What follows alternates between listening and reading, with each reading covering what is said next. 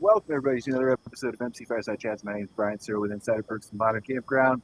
Sitting outside, it's outdoor hospitality. I get outside of my studio. There's a real benefit to this. I was talking to these guys beforehand about how I don't have a graphics card for my new PC I had to build because RAM prices are up crazy, memory prices. I have to pay $5,000 for the one I need. And the part didn't come from eBay, but it's driving me outside. I kind of like this. It's too bad that I live in Calgary. Awesome. It's not this nice all year. But then somebody on this show I was listening to, who's the one in Arizona? Oh, Sam here. Yeah. Yeah. That's Sam. You got to move, man. I don't know. Well, I live up in Coeur d'Alene, Idaho, but I'm down here visiting. But it is super hot. Okay.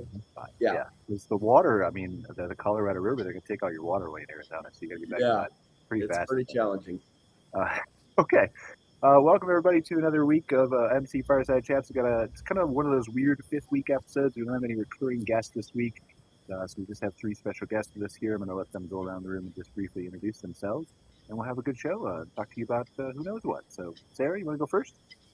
Sure. My name is Sarah Krause. I am the CCO at C&D Hospitality. I oversee the operations of 4 campgrounds and 1 beach bar here in Wisconsin. They are all seasonal.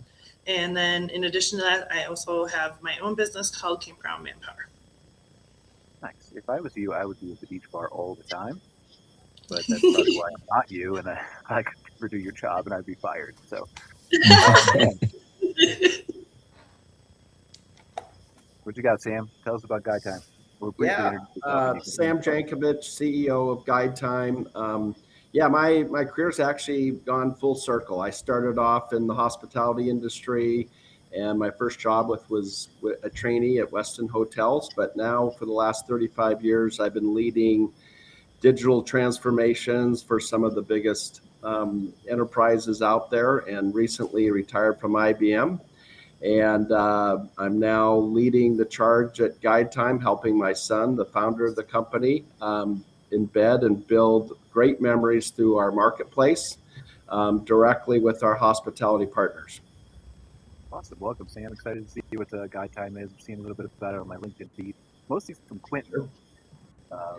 Quentin, a little bit more about Guide Time and excited about that. All right, Francois, did I pronounce that right? You did, 100%.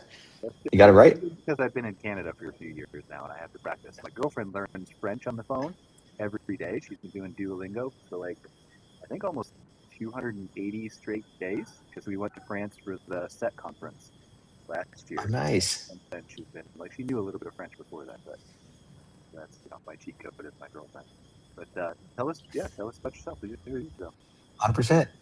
Yes, my name is Francois, also based in Canada, based in Toronto, although currently in Alabama. And I run a company called Enzo Connect. We're a guest experience platform for hospitality businesses, currently focused primarily on vacation rentals as well as some boutique hotels. We operate with about 60,000 units globally, 60 different countries. And really our mission is to digitize and monetize the entire guest experience. So that means making that whole check-in experience online, leveraging AI to communicate with your different guests, and being able to upsell them different services from different marketplaces. So maybe I have to connect with you, Sam, afterwards to see if there's anything we can do there. Yeah, absolutely. All right, Francois, I want us to start with you. And here's why. Because at least Sarah knows, I'm an AI geek. And our company produces a lot of data intelligence for the outdoor hospitality industry. We do a lot, we have custom AI chatbots, things like that we build. We don't play a lot in vacation rentals. I don't really want to do that. Campgrounds has been my outdoor hospitality, my thing for 16 years-ish so. And so I'm interested from your perspective. I heard a little bit of the conversations, my gut instinct, and you tell me if I'm wrong, other than maybe you do this in your spare time. You don't have a lot of experience with the campground industry, correct? No, that's correct. Not as much as you guys, certainly, or very little to say. So I'm here to learn, if anything. But we're also here to learn from you, which I think is some of the benefit of bringing in somebody who works in vacation rentals and stuff. Obviously, there are people in the outdoor hospitality space. Marriott's getting involved in this with postcard cabins. We've got Hilton coming in with auto camp. There are plenty of people who do glamping-only accommodations that put their list of things up on Airbnb that could utilize your services, things like that, right? It's not like we're isolated with campgrounds with our audience. But because of that background coming primarily from campgrounds or RV parks, most of the owners and operators who watch our show either into expanding glamping or glamping standalone who've come in and not had any experience maybe in either side of it. And we certainly have people in our industry working in hotels, right? But there's a lot, I think, that people don't understand about where technology can actually help their business today. And what I mean by that is not necessarily preaching to them like, hey, you can do dynamic pricing, you can do automated flows, you can do funnels, you can do, like, they know all that, but they don't know how to do all that. What they don't know is what's possible as an outcome that they can get from taking the time to work through all those things. So I just want to throw you a softball and start there. Yeah. I mean, the first thing I would say, and this is connecting to one of the value propositions that we provide to operators. So we work with vacation rental managers. Typically, they don't own the assets. They don't own the properties. They manage on behalf of property owners. So margins can get really thin. You take 20% of that, and that's really your revenue. And then you have to factor in your cleaning costs and your team and staff, communication, everything under that. So you end up with like 4 to 6, maybe 7% margins on average for every booking. So it's pretty tight to manage a lot of vacation rentals. So a lot of operators, what they do is they go about it with scale. So the more properties I manage, the more revenue I'll grow, and therefore I'll be a bigger business. But then you start adding a lot more complications. You have to add more staff. So I'm currently in a 850 unit property management business down here in Alabama. They operate like it's a machine, these guys. They have, I went and visited their maintenance system this morning where they have all the professional industrial laundry machines to do all the cleaning. So it's a different kind of ballpark at that scale. But even if you're managing 20, 30 units, it gets really complicated. The biggest advice I give operators in our space specifically is, even though there's all this technology and AI, the biggest thing you need to do in order to leverage that technology is to write down your processes. Write down the facts about, the knowledge base, if you will, of your business and how you handle certain situations. Because a lot of times these businesses are family run. So you kind of just know because you've been doing it for so long. And when you hire a new employee, well, you just train them up and you tell them about all the things you've been doing for 10 years. But you don't really have it written out anywhere. And so it becomes really hard to adopt different AI systems because those AI systems are not connected to your brain, at least not yet, unless you have some of these microchips that we can put in and, maybe connect some MCPs to it, but we're not at that level yet. So for the most part, it's just, I have to tell the employee. Well, now you have to tell the AI. And the benefits in terms of value, it's everything from being able to run your entire guest communication for you, answering all the questions guests might have in a very natural human tone of voice. Or voice that people wouldn't even realize they're speaking to an AI. It's about prioritizing what conversations you should focus on in general.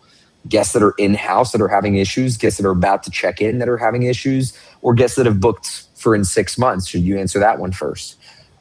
So I think technology can be wildly used in so many different use cases, upselling, communication, you mentioned dynamic pricing and so on. I think the first step is identify the problem and make sure you've documented a sort of solution or a path to a solution that you take today. I don't know if that makes sense, Brian. Happy to go into more details. It does, and I think that's part of the problem with let me just say generally business owners, because I own multiple businesses myself, and I build the agents and the things and the custom automations, right? Like, so I'm more deep into what you're talking about than most of our audience is. But I think that's part of the problem. What you bring up is, where do I start? And I'll give an easy example. Like, I'll sit down and I'll have a client email us and ask us questions about, like, originally we did marketing, so we do a lot of that in the industry, right? And they'll ask me questions about, like, what do I do with Google Ads, or what's my strategy, or how do I increase conversions on my website, or whatever else. And they'll ask it to a team member, and the team member knows the basics of, like, I can either go to Claude, or I've been through the ringer enough that I can tell you, like, here's the blocker. They don't know the industry like I do. And so sitting down and giving that knowledge to them in either a Loom video or a meeting is almost like exhausting. It's like, I know that's the way it should be done, because then the next 12 times they can do it themselves. But also, I don't have an hour to sit here and make a Loom video for them, so I'm just going to do it myself. And I feel the same way that people are getting trapped into AI is overwhelming. I hear you, it can do all these things, but, like, oh. So take So the amount of work to set something up doesn't feel like it's the right thing to do in that moment, even though you know that down the road the outcome is going to be worth it. And that's with anything, with any sort of process change, anything that you have to change in your business. Sometimes it just feels like it's better to just keep doing it the same way because it's easier, or you think it's easier. But once you understand or can at least quantify the benefits, I think this is the thing that we're missing in hospitality. A lot of people don't value their time the same way they value the revenue from their business. And for us, this was one of the features we focused on. We don't just sell time, we also sell you money. It's actually so much easier to sell free money, than it is to sell time, because people in hospitality have no idea what it's worth, because they're just busy all the time. There's so many requests and things to do that you're always going to be busy. So two things I like to focus on is like, how do I quantify that pain point? And we did it with time and money. So we upsell guests. That's 100% margin for these operators. So if I can sell an early check-in to your vacation rental, you as the operator get to keep 100% of that revenue, and making an extra $50-$60 on every reservation is a huge margin improver. But then also from a time savings, it's like, if I can take 30-40% of the conversations that you have today and automate them, where can I use that time and put you towards something else? We had a company that was working. They had an employee whose only job was really to try and get reviews, Google reviews, so they could get really well indexed. And what we did was we looked at the entire conversation with guests, and we would rank the conversation to be positive or negative using AI. So was that the guest happy or not? If they mentioned some sort of issue or something and it didn't get resolved, we'd mark it as negative. And if they were really happy and they were like, this is so great, I love the stay, then we would mark it as positive.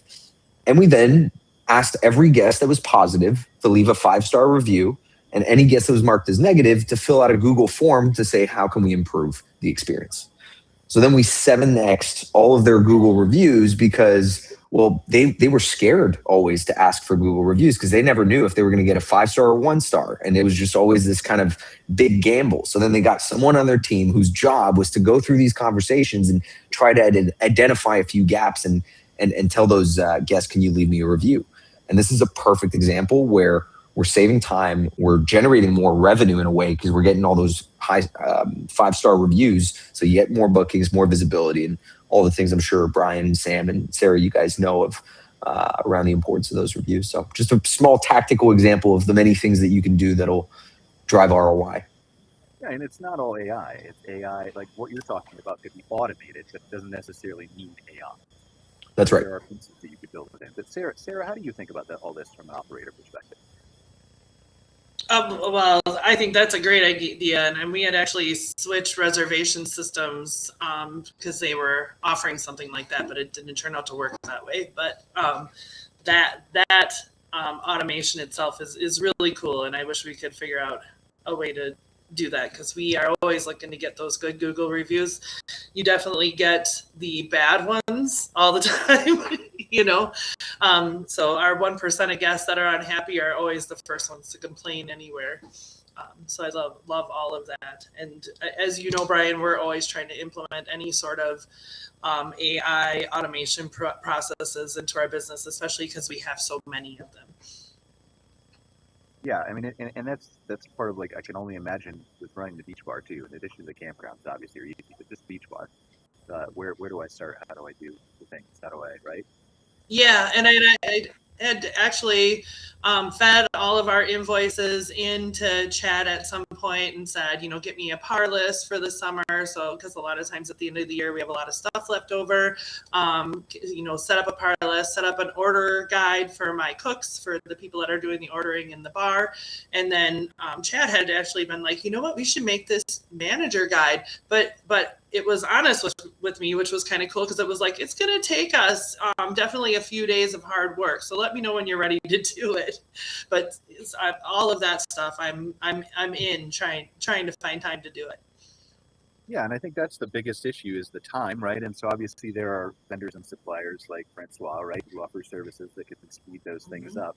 But I think one of the things that we've heard from our clients too is like, where do I start and how do I know that this is the right place to start? And even if it's the right place to start, you're telling me, Brian, because you're an obsessed AI geek, that this stuff is changing like 17 times every 6 minutes. So how do I know where I start and invest the time today is going to be where I should do it tomorrow or next week or next month? Like we're telling clients, like, build databases and master brains and like Supabase and PostgreSQL and all that stuff, right? And they're like, what are you talking about? I don't even know how to upload a file to ChatGPT yet. I'm like, well, I don't know where that's going, but Postgres has been around since like 1980. So like, probably start there, right? But how do you land on what do I do first, Sarah? Is it just the thing that's on fire today, or are you thinking about it like Francois said? We're definitely thinking about it, but yes, things that are on fire today are definitely the things that get tackled first.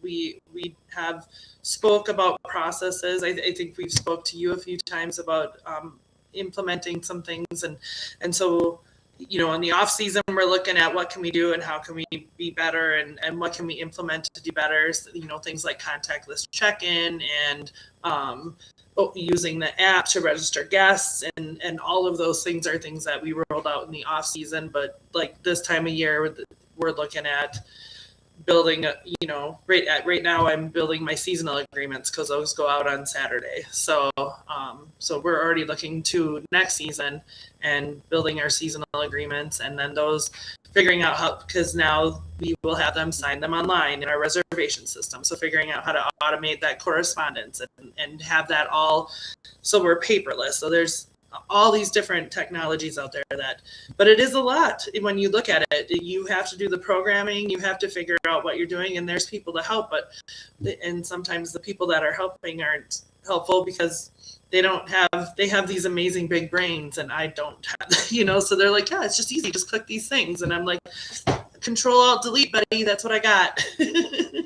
Well, that's what I tell operators. They talk to me like I'm so much smarter than them. I'm not smarter than them. I know different things than you.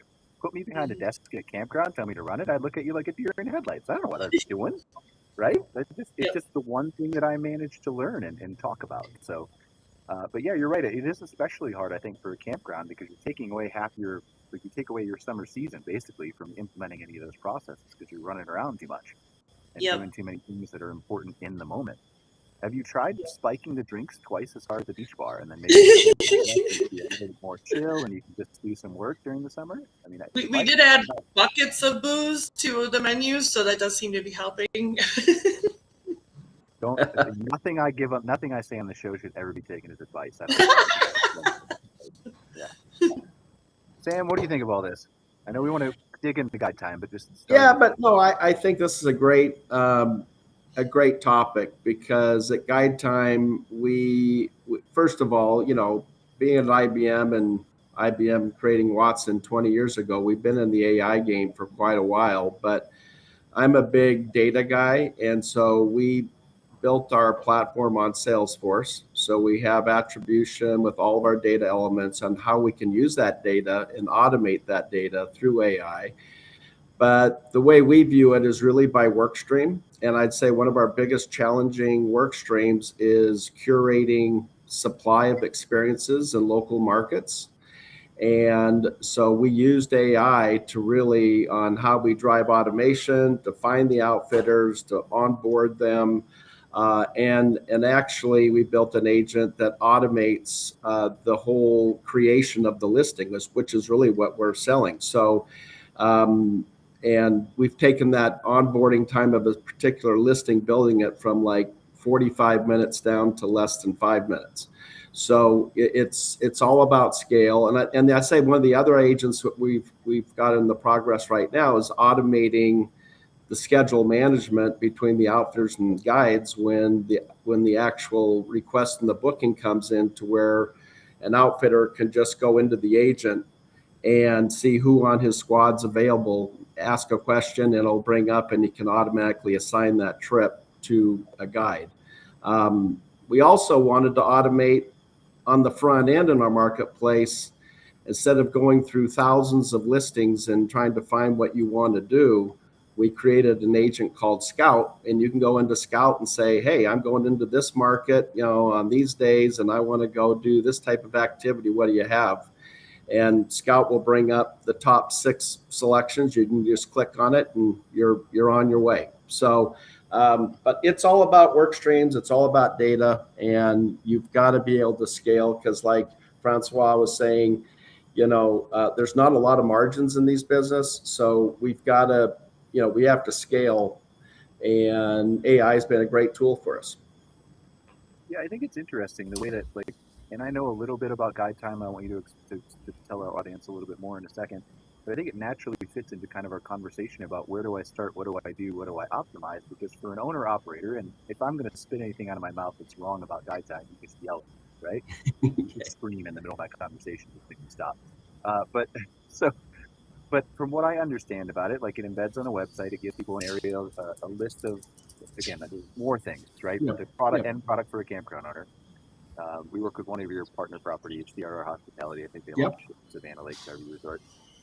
So it embeds on the website, gives them a list of area attractions to do. They click, they can get the inventories, they can buy the tickets, all that stuff. Yeah, they buy the booking. They can schedule the booking right there on the site. Do everything, right? So I think one is looking at stepping back from an owner operator and saying that I can do certain things with AI, I can do certain things with automation, but some things are better off turned over to another company who's already got certain things like vendor relationships, partnerships, things like that. But then also like, what can AI actually do for me versus what AI actually can't? And I'll give you an example.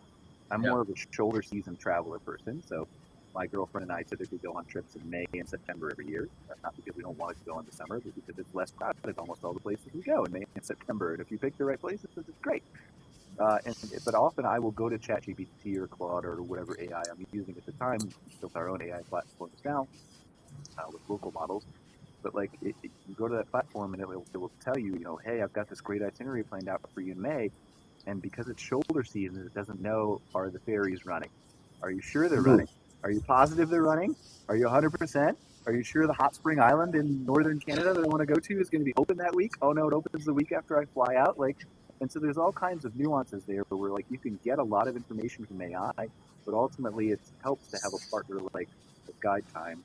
I think has curated that and plugs into AI or complements it. So what are your thoughts? Yeah, you're hitting on something really interesting, because when we first started looking AI, our team wanted to create every scenario possible. Oh, I've got someone that wants to book a fishing trip in Michigan, but it's not quite available. So what other things are available in that market and this and that? So if you make it too complex, the agent tends to hallucinate and not give you good results. The other thing is we're all about schedule management and data. So in our data model, the scheduling, and we really rely on our partners to make sure they keep their schedules up to date. So we aren't booking things that aren't accurate or not available. And we always have it in our workflow, on what that approval process looks like. But the data is key. And I think the next big lesson learned is don't make it so complex that the agent hallucinates and gives you bad results. I mean, don't make it so complex, period, is obviously a pretty good piece of advice for everybody who tries to overcomplicate their website and think about button colors and click-throughs and all the actions. And some of that sciencey, helpful information, I think when the agents get a hold of it, you're going to find your marketing team has a whole lot of time on their hands with nothing to do. But that's a whole nother topic that we won't go into today. But yeah, just stepping back and thinking about how does the customer experience my product or service? How do they, let's use Savannah Lakes as an example, right? How do they go to SavannahLakes.com from wherever my marketing drove them to Savannah Lakes? How do they experience it? How do they decide, this is for me because I have the site type that I want or the amenities that I want, but then also what can I do in the area? And then I'm seeing something like Guide Time, and to your point, it's showing you a list of available things. I had my hopes and dreams set on, I was going to go to Haida Gwaii in Northwest BC in May, and just the hot spring island that I wanted to go to is just not, you couldn't get there for 2 weeks when I was to be there. So I canceled the entire trip. I was going to spend $7,000, right? I mean, there was nothing that could have made up that difference, but that's a unique circumstance. Yeah. In many other cases, there's you can't do this, but you could do this. And maybe that fits me better. I even like that. I didn't know that existed. So having that kind of thing right there, and sometimes AI will do that for you, but it's a whole lot better when it's a curated local experience. Because a lot of these vendors that you're working with probably don't have great online presences either, which means they're not showing us the ChatGPT like they could or whatever they like. Right. Yeah, you've got it. And I would say that the experiences you offer, really, it's a really wide cast of a net. Because when we started off, we were doing fly fishing in Montana. But now today, besides all your core things of doing cycling, hiking, whitewater, whatever, the net is really wide. And we could be doing everything from cow cuddling in Boulder, Colorado, to zip lining down to iguana hunting in Florida. I mean, it's just define cow cuddling. Hold on. Pardon? Define cow cuddling. I want to know what this is. I guess it's like baby cows, and you can do a tour of them, and you cuddle them and play with them and whatever.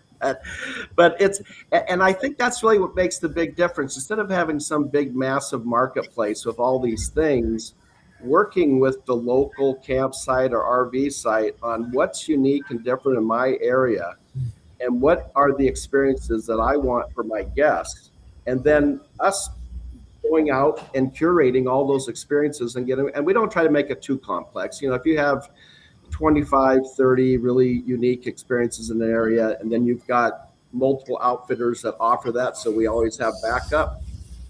That's key. But I think, really working with them, because it looks very different.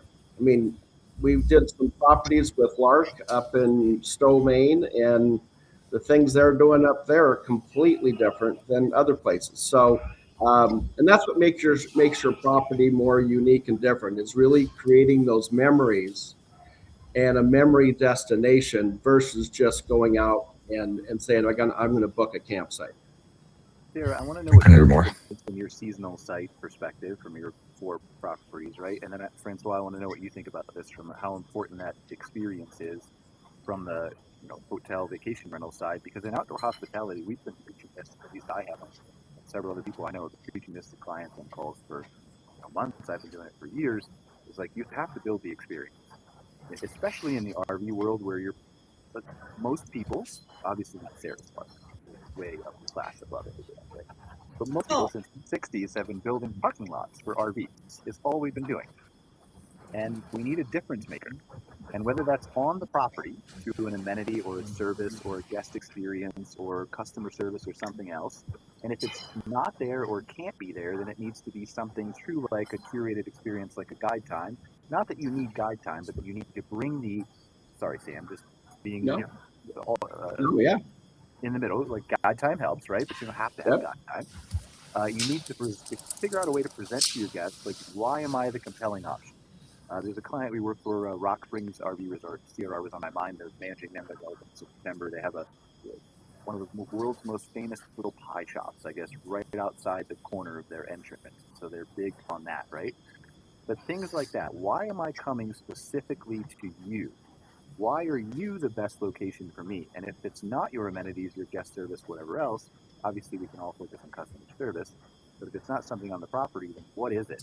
What makes me different? I'm closer to this national park or this hiking trail or this whatever. How does that impact your parks, but then also specifically the long-term guests? Because I feel like that's a different type of what they're looking for than a short-term. Absolutely. Speaking of the long-term guests, if we have really great amenities at all of our parks, that most of our transient campers would never leave the park. Like, they're just coming there specifically for those amenities. But our seasonal campers, they're there all the time. So how do you get them not wore out on the things you offer and keep them as seasonals by you? Because why wouldn't they go back to being transient campers or change different campgrounds every season too? So all of those things are definitely important. So you definitely want to know what is around you and what is happening. We're fortunate that in central Wisconsin, there is a ton of other things to do besides hang out at our parks. Not that we don't want you to hang out with us, but there's different things to see, different things to do, and you definitely have to. We have a part in our app that says things to do in the area so that people know they can go do the Green Circle Trail, which is a big bike trail here in Stevens Point, or go visit War Memorial in Marion. So those are all very important. Whether you're like us, where we're a destination campground and most of our guests don't leave, or if you are a campground with nothing to offer inside except for a campsite and maybe a camp store, then you definitely want to emphasize on all the things around you, especially to market to get those campers to come into you. Francois, how do you look at this from the vacation rental hotel side of things? Because I think it's different than outdoor hospitality. Because you're more of, and I'm going to put words in your mouth. You tell me if I'm wrong. I'm talking about your industry, not your company. but you're more of a like, I'm the place to stay, and I'm not adding like extra amenities to my hotel lobby other than the standard stuff we find everywhere, right? It's funny because first of all, this is a subject I love to talk about when it comes to experiences and services, because I think it's such an underappreciated vertical of hospitality. And whether it's hotels, campgrounds, or even vacation rentals, I could see how important it is in campgrounds, how it needs to be front and center in so many ways. Because I think one of you guys mentioned, like, if you're just a parking lot, then there's no interest for people to come back. If you have those amenities and you have more reasons for people to come, then you're not going to be maybe competing with other campgrounds as much, or you're just going to get more repeat guests. I think the vacation rental and hotel industry has not had enough of a focus on experiences as it should, because the experience is the property, and that's wrong. It's wrong in so many ways. A lot of times people book a property because they're wanting to do something in the area, whether it's watch a FIFA game, whether it's go for a NASCAR, whatever, or there's a specific tour, they have a business conference, you name it. There's always a reason why they're staying beyond the property itself. Now, in the ultra luxury villa, I get it. The reason is the villa, and the reason is all the amenities that come with the villa, but that's a whole different category in of itself. And even they have a set of services that go beyond the property itself. So I think the problem I see in vacation rentals is, how do you adopt this, and how do you not create a second job for yourself, where now you are a vacation rental manager and a personal concierge for every single guest that goes through those doors. And this is one area we've spent a lot of time on. That's why I'd love to chat with you, Sam, on potentially partnering here. We integrate with the big platforms, the Viators, Get Your Guides, the sort of huge marketplaces that are impossible to scour through. And last year, we launched this product called Enzo Experiences, where we basically just provided a white label of all of those different experiences to the guests. And the booking rate was really low. And then we created a workflow, an automation that came on behalf of the property managers, the ones running the property, saying, hey, I picked 10 items or 10 experiences for you that I think would really work for you. And suddenly people started booking. So then we were like, okay, hold up. Well, what if we made it a bit more personalized? What if we actually curated some of these services? What if we try to figure out which ones should go where, instead of just providing a menu? Because if you go to Viator or any of these platforms and you look up Barcelona, for example, there's over 50 tours of the Sagrada Familia. If you go to Toronto on Viator and you look up Toronto, there's at least 60 different Niagara Falls tours. Now, let me tell you something about Toronto. Niagara Falls is not in Toronto. It's 3 hours away from Toronto, but all the tour guys of Niagara Falls, they wanted to get more search visibility, so they picked Toronto as their city. It's a completely different city. It's a completely different place. So being able to curate this, and what I realized from all this was the local experts are the operators, are the ones such as yourself, Sarah, and any of the customers we work with that are vacation rental operators. They know their markets so much better. And this is one of the reasons why I'm here in Alabama. I have learned more about managing vacation rentals in Alabama than I could have reading any blog post, review, Reddit form, or anything. This has been like a ultimate crash course for me to learn about, parking passes in vacation rentals in Alabama is the biggest mess you could ever imagine. And I just discovered how it all works. So my point is, I think the operators are the ones who understand their markets the best. I think there's available experiences, tours, and activities there's too much inventory, too many options out there to choose from. Connecting the two is how you convert those upsells, and it's how you make the trip more memorable. It's how you get a commission on it, make more money, frankly. And you give people a reason to stay beyond the stay itself. And I think that's what hospitality is all about. So yeah, I love this subject. And I think one of those answers, and Sam, do you have something to say? Go ahead. No, I'm fine. I think Sam's guide time is one of those options. I think where we're in for is like a really nice treat for the consumer going forward in how AI evolves. And Francois, you probably know this as well as I do. I'm not saying Sarah or Sam don't, but like we're both maybe kind of geeks in AI, given our companies and where things are going.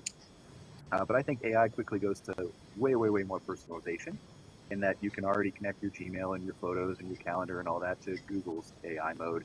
You can connect way more to ChatGPT and Claude and Gemini than you can to that alone right now. I think there becomes a point where AI becomes proactive, where in February, in our industry, in the outdoor hospitality industry, it's like, okay, hey, it's time to go camping. Where do you want to go this year?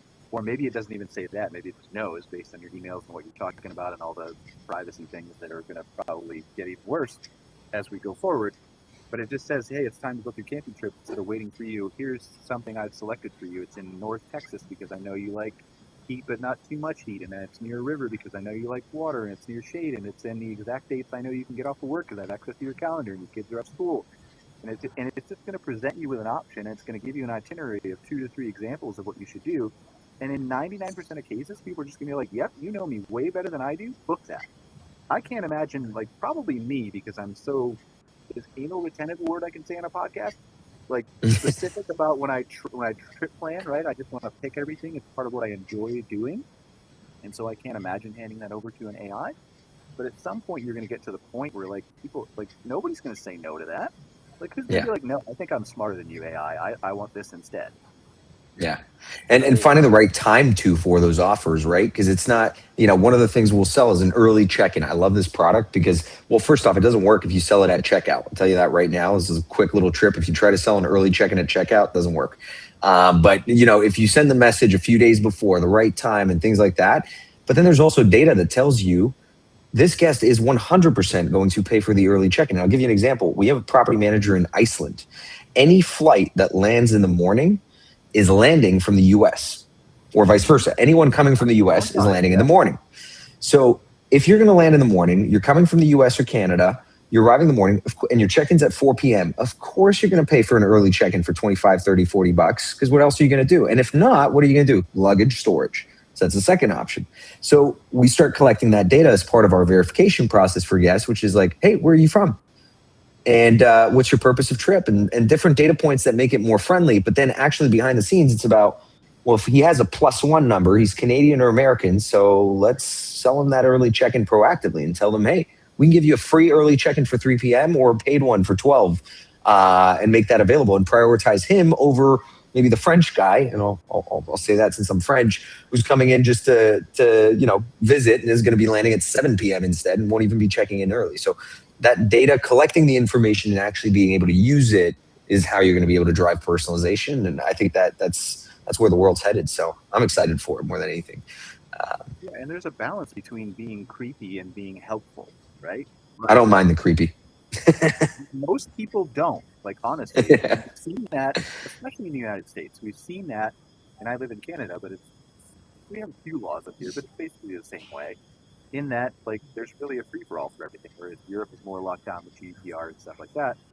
But, like, just the ability for you to take that stuff and aggregate it and collate it into an experience that you want, if you're using it in the right way, you're serving your guests better. And as long as it remains in the background and the tech isn't in front of everybody's face, and they have a choice whether to use it or not, it just creates a better experience if you're doing it right.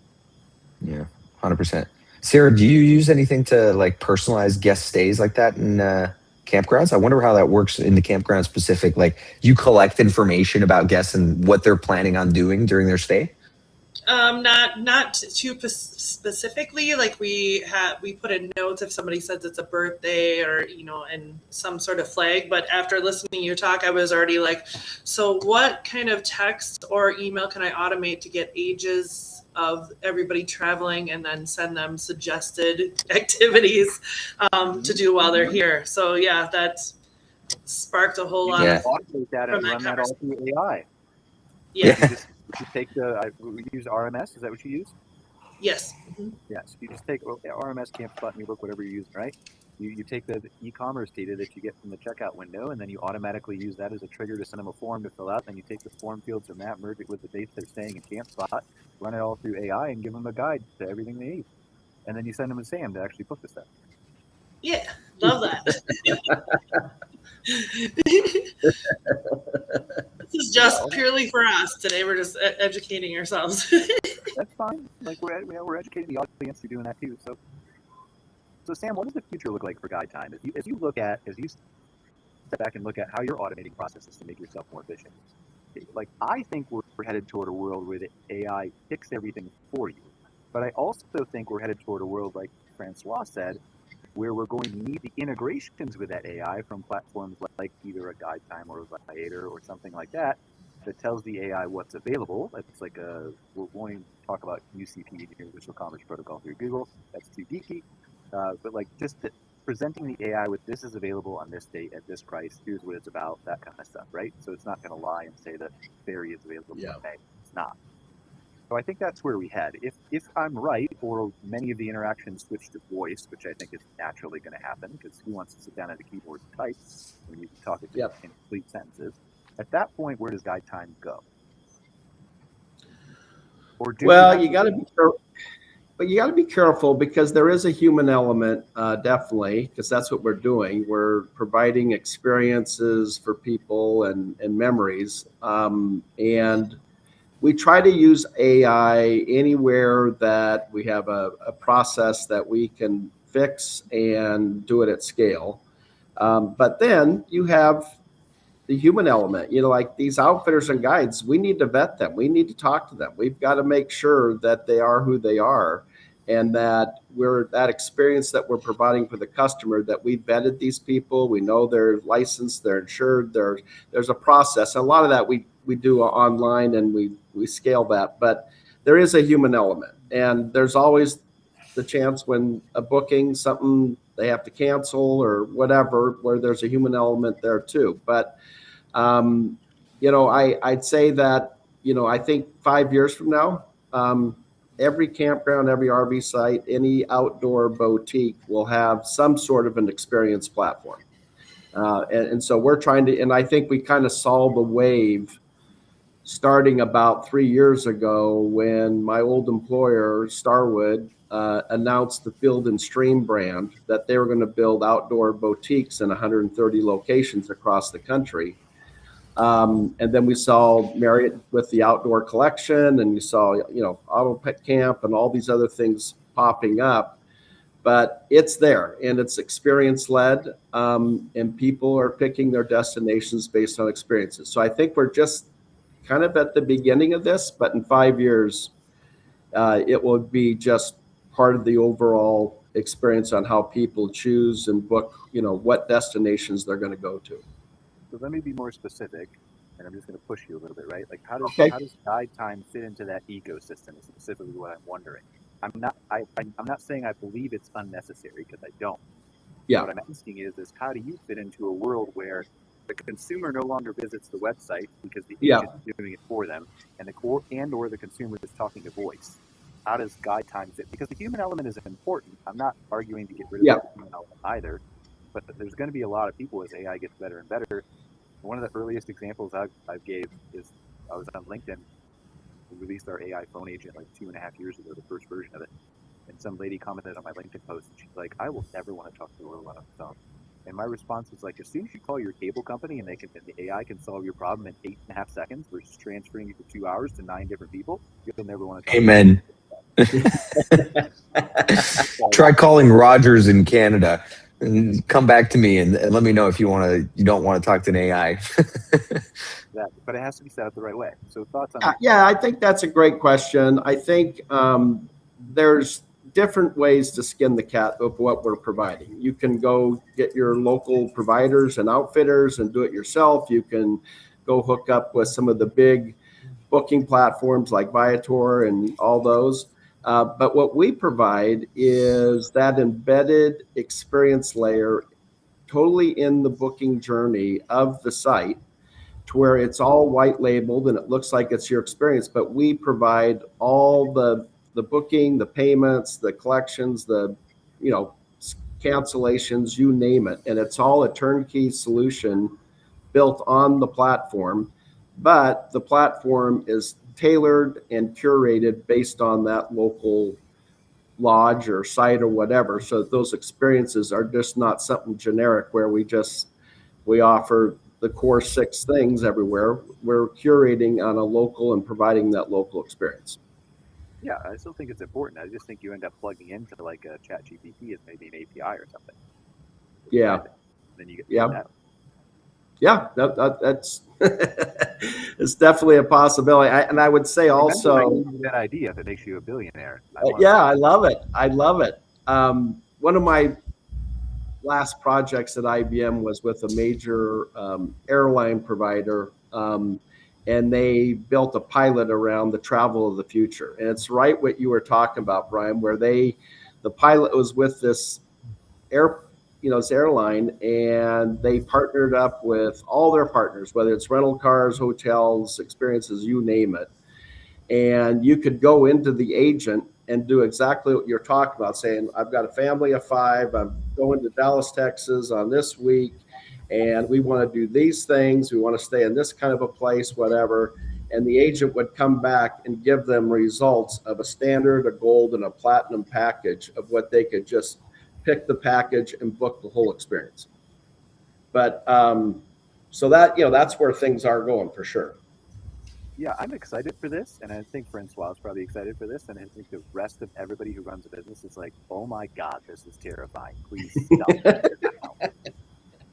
Because I think it's going to be fascinating to be able to have an agent dynamically compile a package. Like, you're going to have to just decouple everything and let the agent couple it back together. Yeah. To the point where you're going to give a personalized experience to every single person, both with experiences and the checkout process, and even the rate. To the point where you're like, I want to bid higher for this customer, so I want to lower my rate by $2 or raise it by $3 because I know that they'll probably leave a mess in the hotel room or whatever else, right? I think that's fascinating to build, but it's going to be a lot of work for sure.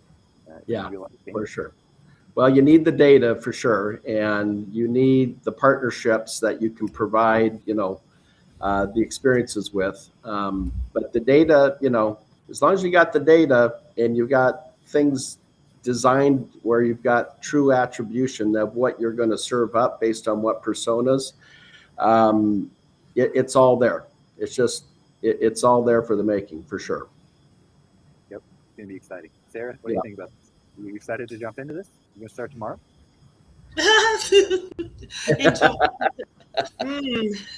I do like the idea of like vetting and bidding for your customers. That sounds like like, yes, that person sounds like they're going to trash a cabin higher the rate. Love that. If we can work on that sooner, that would be really great. we are just loving all the AI. What's that? We'll pass a law to prevent us from doing that at some point, like discriminating against guests. Probably, yeah. Ruin all our fun, but we'll do it until we can not do it anymore. Go ahead. Sorry, I didn't mean to cut you off. Oh, we love implementing anything that's going to help any of our processes, and at the end of the day, make us more money. Whether it's bringing in more campers or getting them to use our amenities or buy our things or somebody else's things or whatever it is, it's all just really great and super fun to play with all of these different things that can build your business. If you, Sarah, and I just have a question for you. Like, if you step back and look at this, let's pretend you were in my shoes as a geek or Francois' shoes as a geek, and you knew all of these things were changing, and we've talked about like 0.0001% of the ways that things are going to change in the next probably 5 years.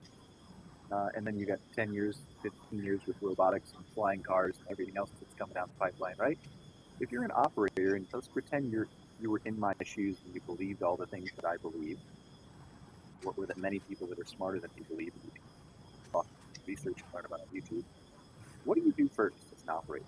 Like, I know we talked about making a list, but what we're talking about, in my mind, is the most overwhelming transition of any business that's ever happened in the history of forever. And that's probably an understatement by about 265,000 times. So how do you avoid getting overwhelmed? How do you step back and say, like, okay, I believe all this stuff is happening, but like, today is today, and tomorrow is tomorrow, and next week is next week. I got to do something, but how do I do this? Sure. Well, I think just like any other revolutionary thing that's happened, you have to be open-minded and be able to evolve as a business owner. If you were a farmer and all of a sudden everybody wanted soy and almond milk, then you probably thought about what else can I do besides having a milking cows. That's so you've got to look into all of the things and how they can help your processes, and the great thing about the camping industry is, we made a little TikTok that said, AI thinks they can take our job. There's always going to be some sort of human part of camping. You can't take that away from camping. You couldn't have a robot out there doing things and people would not enjoy camping. In the case of your parks, I agree. And in the case of true outdoor hospitality, where the experience on the property matters, I agree. I think if you're building a parking lot, like many RVs are, you can easily do an RV sale park model and get away with it. But generally, and we've looked into that model of RV parks where people are pulling in and like we have a license plate reader at one of our campgrounds. So after arrival time, it reads its license plate, opens the gate. They could go right to their site. At departure time, it reads their license plate and they pull out. And we could be completely hands off with them. And that model of an RV park is very attractive if that's what you want to do. And so using those sort of processes, but if in the destination park where we are or a seasonal park where we are, processes to add implementing AI and where you pick to start is for us, our focus is just giving us more time to either do other jobs or actually take some time off. So everything that we look at for AI, like we implemented a phone answering service now, the pre-check-in, all of that stuff is solely to buy us more time, whether it's time off or time to do other jobs or less staffing, because right now it is a world where it is very difficult to fully staff your campground too. So that's where we focus, and that's where I would imagine most campground owners or managers are going to focus. The implementing AI is to get themselves, whether more time off or more time to do the things they want to do as far as their business goes, or have less staff on there. So just pick those things and figure it out. Yeah, little by little. That's all you got to do. But start now, probably. Just start in a couple of years. Start now. Never. Don't start in a couple years. Just jump right in. Whatever it is. But one of the big things I really enjoyed having AI help us was we did not. I read Traction and decided we needed processes for everything, which we had kind of some processes, but nothing really, really great. So that was the focus of my winter, was just implementing Traction, implementing processes, and AI was huge for all of that because it helps you think outside of the box and make all of that stuff happen. So if you don't have processes, and that goes back to what Francois said about having all of your stuff written down so people know how to, because AI can't help you if it doesn't know your processes. So that's a great place to start and a great place to have AI help you start. All right, let's spend the last few minutes of the show just we'll give everybody a chance to be the host for a second for one question. So Sarah, do you have a question for Francois or Sam? I do. So Sam, when you're building these, you are reaching out to properties and saying, hey, we've got these guys around you, let us integrate into your website, and then they will be taken over to your product. Is that kind of what I caught from all of that? Yeah, it's well, first of all, number one, it's a revenue share model, so that this is not an expense. So it is it's a revenue share model. So a property that only has maybe 50 sites on it at a 50% occupancy with 15% conversion rate could make upwards of over $20,000 a year just on that alone. But yes, we have a platform that automates the whole curation of experiences. We have a marketing automation tool that we reach out to all the providers across what experiences we want to offer. And we do all the onboarding, and then we handle everything from end to end. There's no administration by the campsite team. We handle all the bookings, cancellations, payments, processing, you name it. And at the end of the month, we give a revenue share back to the property. We don't want this to feel like it's an expense. We want it to be ancillary revenue that it really gives the property some upside. And obviously, at the end of the day, a memorable experience for the destination. If they're going to remember you by the experiences they had there, not just the campsite. All right, Sam, your turn. Any question for Francois or Sarah? Yeah, I had a question for Francois. I was very interested if you could elaborate just a little bit more on when you guys were working with Viator and some of the big booking platforms, and it was kind of generic, but then you got into specifically like curating like 10, experiences, whatever. What was the key to success in what you saw in that transition? Two things. One, letting the local operators be the curators and pick and choose what they wanted, while informing them of, by the way, if you click the add all button, it's probably not going to work. Like, actually take the time to add the ones that make sense. Don't click the add all button. So doing a bit of work on that front. And then the second one, which I would say is, unique to what we've built, is we decide where to put them throughout the guest journey. And that's something that we couldn't give local operators control on, because you'd want to sprinkle it kind of everywhere. And you'd want to be, let me show the guests, some items here, and let me show them there. And actually, we want the guests to follow a very specific path so that there's minimal friction throughout the check-in process, especially in vacation rentals, because it's not like a hotel where you show up and you just kind of expect that there's a front desk, and you'll be able to check in. In vacation rentals, you want the information a bit ahead of time, and you want to make sure when you get to the property, you know how to get in. There's no front desk that you can communicate with. So on that part, it was really about us curating at the right place and the right time. So we have a few specific CTAs throughout our platform. We have two parts to our platform. One is messaging, inbox, communicate across different channels, SMS, email, WhatsApp, Airbnb, Booking, Vrbo, all in one place with AI to assist and respond. And the second part, which is my personal favorite part, called the boarding pass.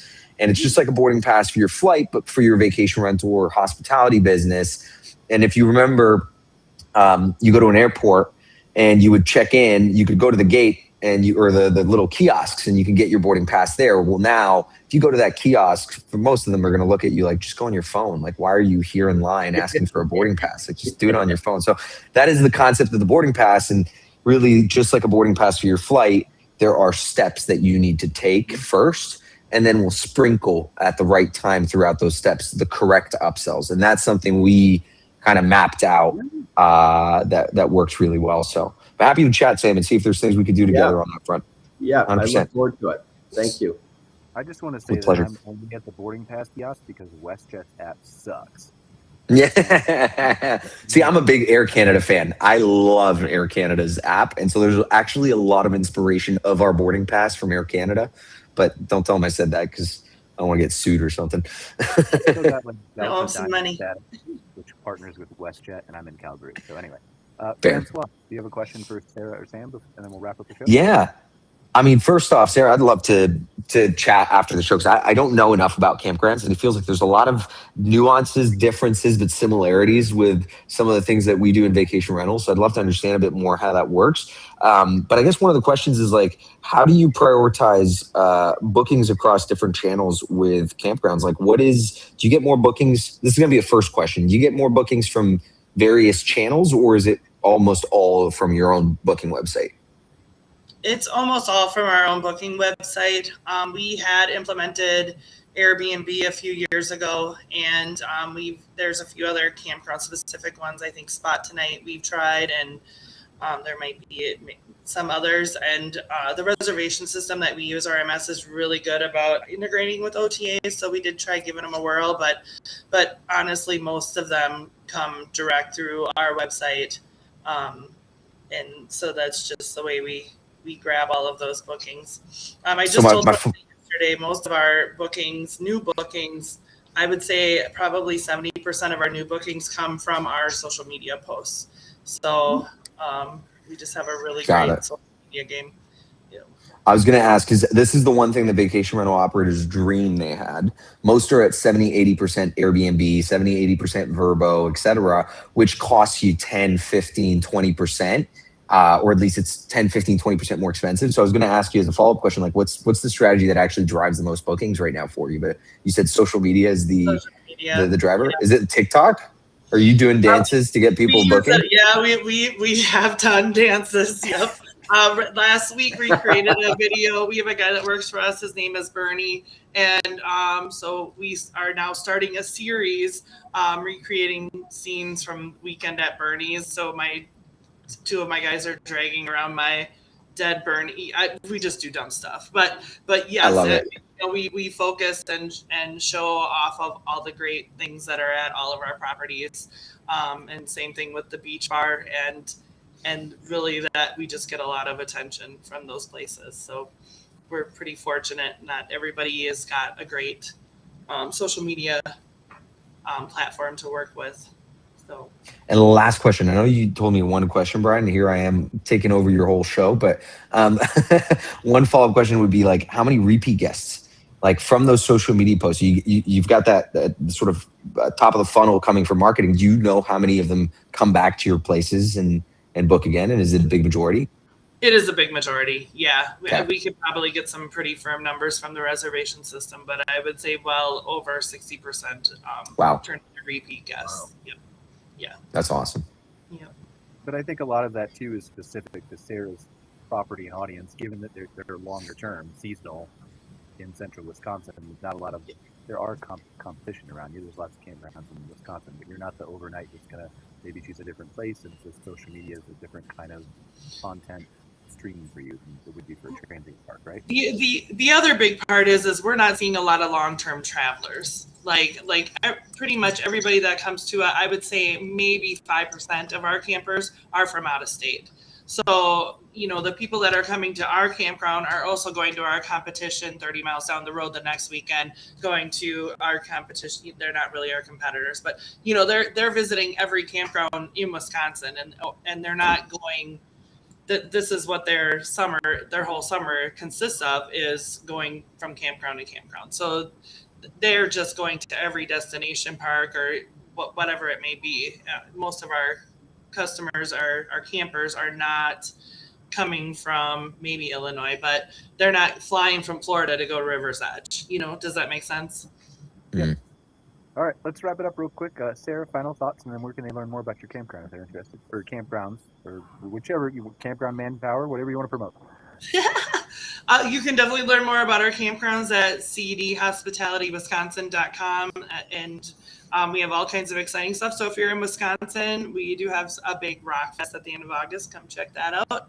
And then this was awesome. I love hearing. I'm an AI geek too, that, and hearing ways to implement stuff into our business from you guys was great today. I think it was awesome. Thanks for being here, Sarah. Appreciate it. Sam, final thoughts, and where can they learn more about Well, first of all, Brian, thank you so much for inviting us to be here today. And I would just say, if you are looking into offering outdoor experiences, don't wait. Do it now, because there is a process that it takes to get everything curated and up online. So don't wait till next season. But I think I'm really excited for just the outcomes and the great experiences we're providing out there, and the partnering opportunities. This has been an amazing call. Just listening to Sarah and Francois. That's just there's unlimited opportunities of what we can do to make a big difference out there. So thank you. Thanks for being here, Sam. Last but not least, Francois. Yeah, super eye-opening. I didn't know enough about campgrounds, and now I'm like opening up my whole research. I'm gonna have so many ideas. I'm probably gonna go back to my team being like, guys, we're opening a new vertical, and they're gonna get mad at me.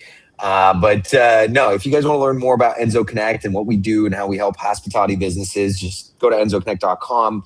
Really big pleasure of mine to learn more about what you guys do, what you do, Sam, what you do, Sarah, and Brian. So I'm going to do a lot of research tonight. I think I won't be able to sleep tonight as I read more about how this industry evolves into outdoor hospitality as well.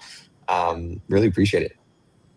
Awesome. Thank you guys for being here for another episode of MC Fireside Chats. If you're not sick and tired of hearing it from me, I will be on my other live podcast in about 55 minutes with Scott Barr. We're going to be talking about data, and we're going to do an exercise on cost cutting for campgrounds, which is even more important as we deal with inflation and whatever's happening in the Middle East and causing us all to maybe panic and not sleep as well, like Francois.